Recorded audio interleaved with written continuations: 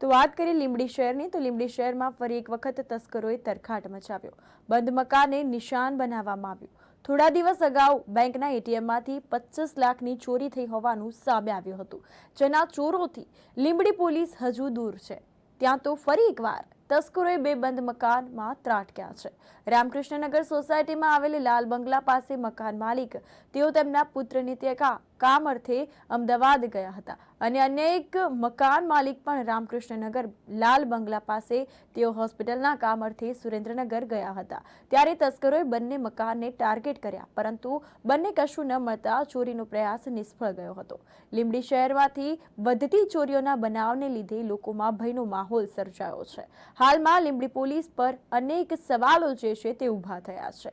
અવારનવાર ચોરીની સંખ્યા જે છે તે દિન પ્રતિદિન વધી રહી છે. આ બાબતે લોકોમાં ચિંતાનો એક માહોલ ઊભો થયો છે અને ભયનો માહોલ સર્જાઈ રહ્યો છે. લીંબડી પોલીસના પેટ્રોલિંગ પર અનેક સવાલો જે છે તે ઊભા થયા છે. આ બાબતે પોલીસની ઘોર બેદરકારી સામે આવી તેવું કહી શકાય તે પણ જરૂરી છે. તો આ અંતર્ગત પોલીસની કામગીરી પર અનેક સવાલો ઊભા થયા છે અને આ બાબતે પેટ્રોલિંગ વધારવામાં આવે તેવી લોકમાંગ પણ ઉઠવા પામી છે.